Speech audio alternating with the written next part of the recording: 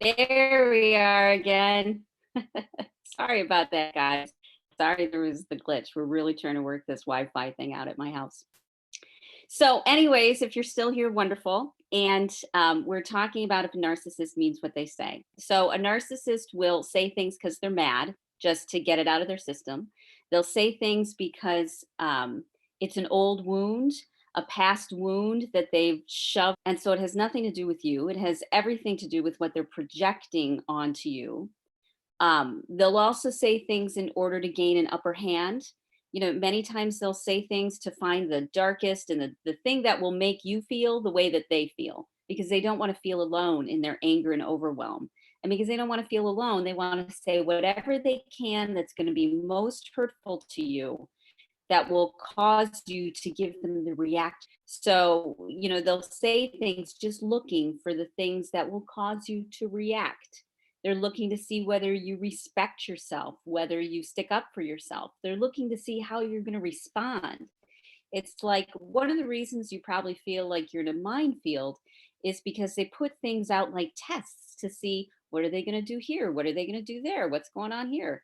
You can't assume that there is an enormous amount of thought behind what a narcissist is saying. And they don't even know why they're saying things most of the time. They think they are, but they're so out of touch with what's going on deeper inside of them. They focus really right on the surface, right on the reactions, right on the past wounds that are coming up, right on the how can I hurt you so that you're as angry and hurt as I am. And, like you seem to, how do I feel better to get rid of what's on my mind? How do I get this energy off of me because it's uncomfortable? So, how do I feel safe again? How do I feel like I can control the situation by controlling the person who's in front of me? So, all of those are some of the main core reasons of why narcissists say the things that they say. So, you kind of sit there and say, why are you saying this? What do you mean? How can I change? What do I need to do? And you do. And then the next time they still blow up. It didn't change anything. It was still the miscommunication. It was still the misunderstanding. And many times narcissists won't actually say what they're feeling, either A, because they don't know what they're feeling, which is a big one, because they're still right on that surface of their mind, what's coming up. So they'll either, they won't say what they're thinking because they're overwhelmed and angry. And they also won't say what they're thinking because then that would leave them out of control. So when a narcissist is saying something to you, whether it's in a good mood or in a bad mood, you always need to take a pause. You need to pause and say, okay, where's this coming from? What's the energy like? Because literally the adage that you should is really, really true. Narcissists, because the focus is all on themselves and all on their feelings and all about what they're going through at this moment and all about reacting and all about feeling better. None of that has anything to do with you. It has nothing to do with what you did right or what you did wrong. It has everything to do with where they're at, what their state of mind is, what their old wounds are, what their traumas are, what stuff they didn't get therapy help for, all of that. And the benefits that come out of a narcissist being so crazy is that it brings up all of the things which are not healed in you, all the things which have been causing you pain and been a burden on your system. What they do is they're like ferrets. They're able to find the thing that will cause you to overreact, that will cause you to shut down, that will cause you to be angry, so that they're once again in control, so that they've got that power again. So, you always have to pause and ask yourself when you're reacting, is this really have anything to do with me? What's going on here? Are they truly upset? Are they venting about a relationship in the past? Is it that they're trying to manipulate and control you so that they feel better? You have to evaluate that a little bit and then decide how you want to respond from there. If you don't want to have compassion, if you'd rather be angry and walk out, great. If you're tired of being angry and walking out and you're ready to look deeper into something for the moment, Good, do that. But irregardless, I want you to know that a narcissist, what comes out of their mouth is half truth and half not truth. It's half reality and half not reality. And it's not that people who are behaving in a narcissistic way are bad people, because they usually aren't. It's that they feel like they're out of control. They feel overwhelmed. They feel like they don't have any choices, exactly how you feel. And they've spent, your whole relationship encouraging for you to feel the same way that they do, almost so that they can watch how you figure it out, so that you might be able to teach them how to figure out their own stress. How do they figure that out? How did they navigate that? How did they think about that? It's all a big puzzle. It's all a big experiment. Poke this, what happens? Poke that, what happens? And it's not done on a very conscious level. It's done on a very instinctive level, not intuitive level, which is more in the heart.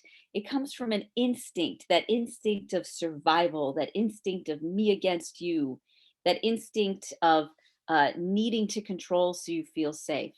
If you realize this is where they're coming from a place of that, even if they come very intellectually, because you know as well as I do, when you get angry enough, you become very intellectual. Things become very clear. They become very black and white.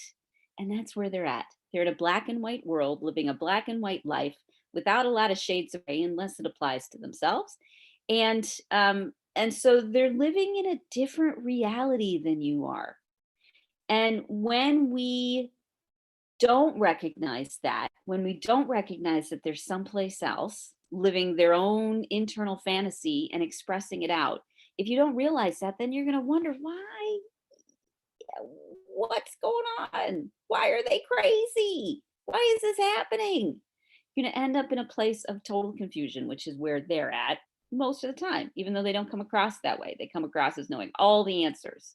But in reality, in their brain, they're grasping at straws. They're just trying to figure things out. They're constantly scrambling and under stress and feeling like there's nothing that they can do.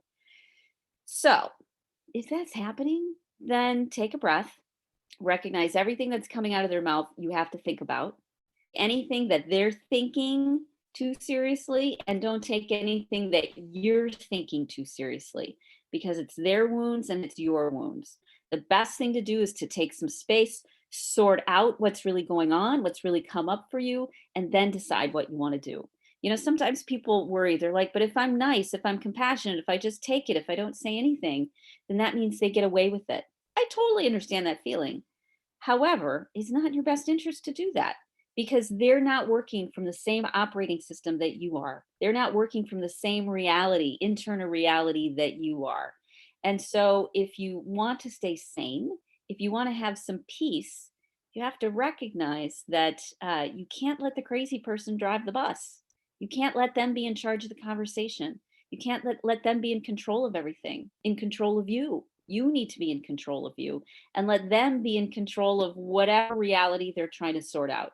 Because when I had a good friend and a good mentor who would always say, when someone's upset, they're literally not in their right mind. And they're not. They're not in their rational selves. They're in a place of fight or flight. They're back in their amygdala. And they use all the skills and tools that they've developed over a lifetime in order to feel safe, based on beliefs and ideas that aren't real. They don't see you because they're reacting, and they're usually in an almost constant state of reaction. So, in your best interests is to back away, find some space, sort out what you're thinking and feeling, and then when you're ready, come back and decide how you want to handle it. Recognizing that they're freaking out, and that if you make them freak out more, then they're not going to suffer.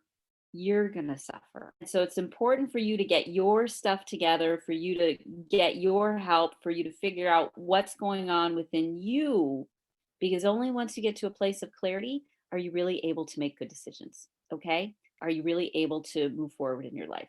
Now, if you're feeling stuck by all of this, please reach out. I'm starting a new group. It's transitioning over from a group I was doing, but now we'll be on my own. And so we're starting a wonderful coaching group where we'll do weekly calls. We've got the daily live streams where we do strategic calls once a month. We'll have guests and experts, other healers coming in. You get a beautiful support group, other women going through the same thing. You don't have to feel alone. You can say all those things that you feel like you have to hide from your family and your friends. You get tools, you get wisdom, you get good advice, not crap advice. You get good advice.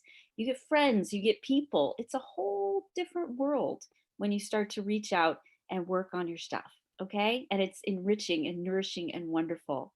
And that's what you deserve. You absolutely deserve that. So I have to get going, but reach out if you want. We'll get something figured out. We'll get you moving in the right direction. And I'm excited to meet you.